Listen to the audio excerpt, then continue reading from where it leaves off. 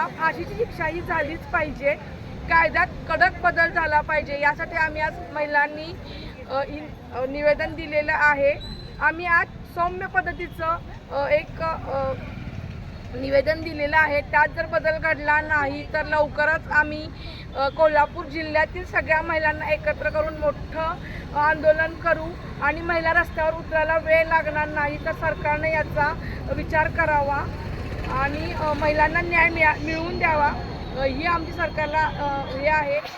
बहिणीला तुम्ही 1500 रुपये देऊन जे बहिणीचं हे प्रेम दाखवता बदल हवा आहे। आम्ही आलो म्हणजे काय, कायद्यात बदल झाला पाहिजे, गुन्हेगाराला फाशी झाली पाहिजे। आज जे चाललेलं आहे, शाळेत मुलींना संरक्षण नाही, लहान असो मोठा असो म्हातारे असो यांच्यावर जे अत्याचार होतात आणि त्यांना तुम्ही जेलमध्ये टाकताय, तर जेलमध्ये नका टाकू, तर त्यांना फाशी द्या किंवा आमच्या ताब्यात द्या।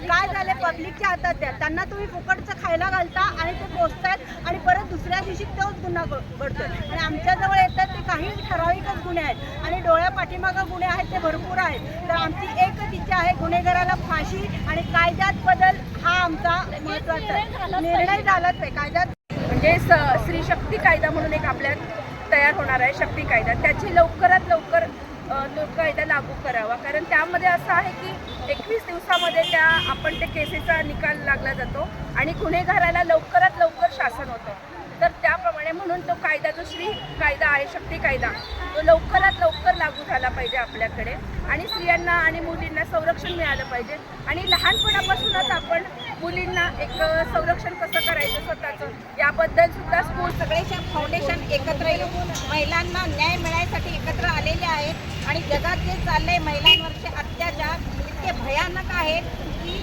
असं वाटतंय की ह्या नराधमांना आमच्या ताब्यात द्या, आम्ही त्यांचं काय करायचं ते करतो, कारण वरून ऑर्डर येत नाही म्हणून हे सगळं घडत आहे। तरी आमची विनंती आहे की लवकरात लवकर या नराधमांना फाशी द्या, नाहीतर आमच्या ताब्यात द्या। कोल्हापूरच्या महिला त्यांना काय करायचं ते बघतील, हे तुम्ही लक्षात ठेवा। सरकारने आमच्याकडे दखल घेतलीच पाहिजे एवढंच। आणि त्या नराधमांना कोल्हापूरच्या महिलांच्या ताब्यात द्या, त्यांना पायाखाली चिरडून जागेवर नाही त्यांचा प्राण घेतला आणि त्यांच्यावर अत्याचार केला, त्यांची तळमळ काय असेल त्या माता माऊलीला माहिती आहे। आज जिल्हाधिकारी कार्यालयात